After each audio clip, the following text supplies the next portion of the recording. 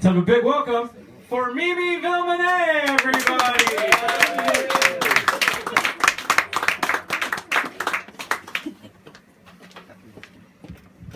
Hey guys, how's everyone doing? Great, I don't care. I'm a little nervous right now. I've been having a lot of unprotected sex lately. Thank you. It's cool, I've been pregnant before, it's not such a big deal. I have 2 kids and I have been known, not to brag, but I have been known to partake in the occasional abortion. I believe that overpopulation is a serious problem affecting our planet, you guys. Some people compost.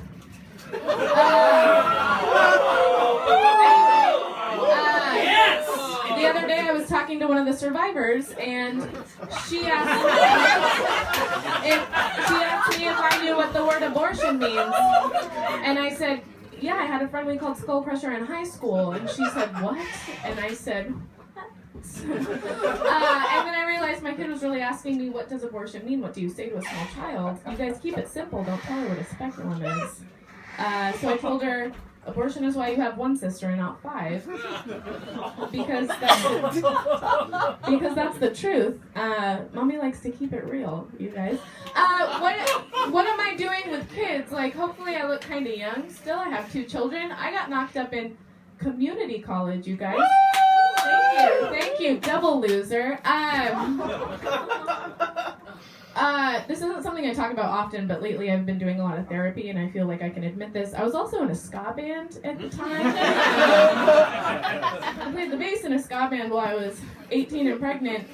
So if you want to talk about shame, I think I have you beat. Anyway, so I was so young when I got pregnant that fuck was an adjective I used to describe how cute my baby was going to be when she was born. My baby's going to be cute as fuck.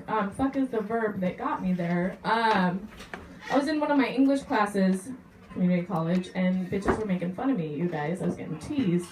And I went home to my mom and I said, Mom, girls are making fun of me. And she said the same thing she would always say to me. She said, you know what, Mimi?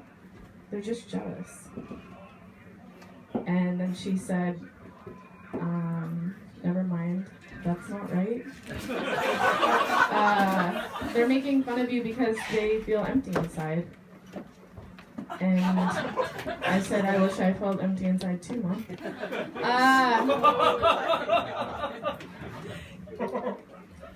going to give you guys a moment to catch your breath, to get your seats.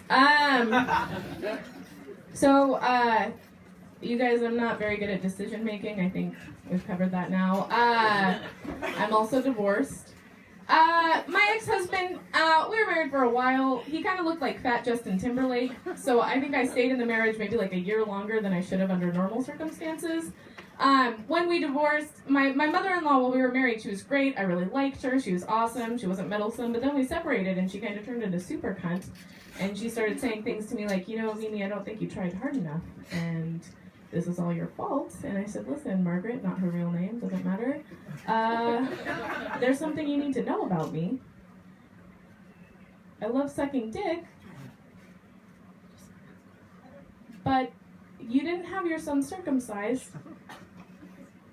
So technically, I think this is your fault. You like my lawyer face, Margaret. So we separated. I moved out. I was like 26, 27 at the time. I moved in with this 35-year-old woman. She seemed very mature to me at that time because I was 27 and she was 35, and she listened to country music and she also watched live television, and I was like, this woman has her shit together. Like, this is an old lady. She seemed safe. So I'm at the house, you know, my kids are over, we're hanging out in the living room. They're like, hey, can we have a snack? And I said, I let you live inside of me for 9 months, go get it yourself. So they're rifling through the fridge. And then I hear the door slam and they come running into the living room, and they're like 9 and 4 at the time. And my 9-year-old is like, she looks really concerned, and she's got this little jar in her hand. This is actually something that really happened to me. So I just need to breathe for a second and tell the story. I still have like flashbacks. So she's holding this little jar, and she comes up to me and she's like, hey, I found something in the fridge. I was like, okay. And she's holding this little jar, and it's got a little brush attached to the side, and it's got a gold label, and it says body chocolate, and it's full of a brown substance. And she holds it up, and she goes, what is this? She goes, is this poop?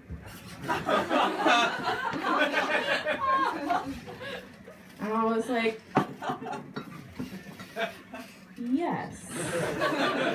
Put it back in the fridge, wash your hands. The worst part of all of that, like, as scary as that was, she comes back in the living room and she sits down on the couch and she looks at me and she goes, listen, I think you need to move back in with Dad. And I was like, never gonna happen. I'll keep living with the fucking person who shits in a jar and keeps it in the fridge before I move back in with your father. And she was like, I get it. That's cool, Mom. It's time to talk to my kids about sex. They're 14 and I can't remember, it doesn't matter.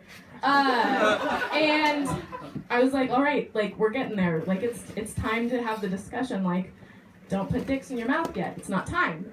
You got years ahead of you before you need to do that. Recently there was a flasher in our neighborhood at the school kind of near our house. And I was reading the paper and I read about it and I was like, you know, isn't that bad? Like, what's the worst that could happen? Like, your kid gets scared and, like, stay away from that, you know? Yeah, they're scary. Just run.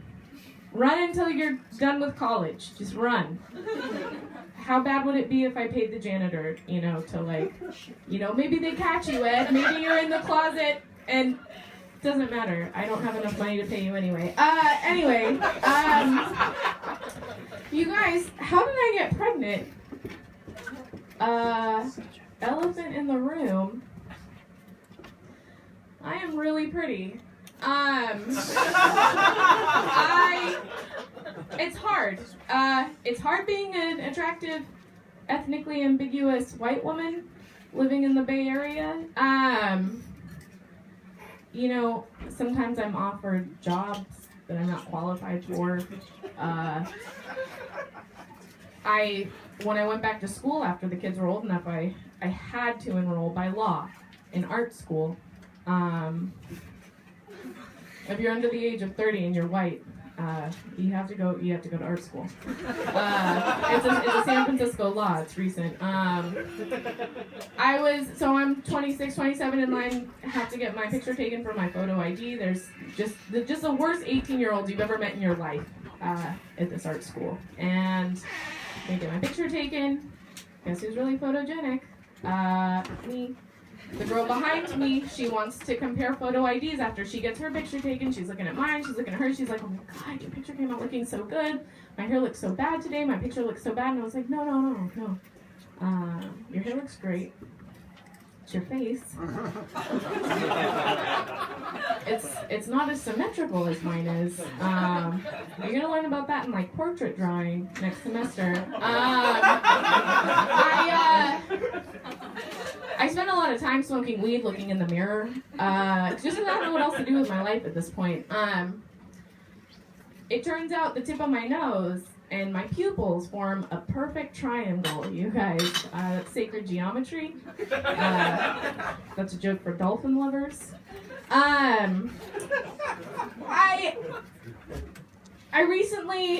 at that age where, like, I finally went to the store and got, like, fit for a bra. Like, I let them shame me. I let them put me in this really ugly nude colored, like, body sock. I don't know how else to describe it. And they like wrapped these tape measures around me. They, like, took me in this room and it was, like, really secretive and we were wearing a lot of makeup and it was really uncomfortable. And so she does the thing and she puts the tape measure down and she, like, steps back and she goes, you are a 32 triple D. And I was like, the internet tells me they're called big naturals.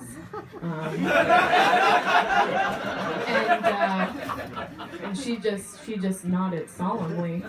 And then she goes, you know, Kim Kardashian has the same bra size as you. I'm like 6 inches taller than Kim Kardashian, you guys. So imagine how fat she must look in real life. Not to shame her. I'm not shaming her. I was fat once too. I can't talk about it right now. Anyway, it was when I was pregnant. So it was that was a huge life-changing moment for me, because that's when I finally realized that I was never gonna have to try again. That was it for me. And that's it for me, you guys. I've been Mimi Vilmene. Thank you so much. You guys have been great.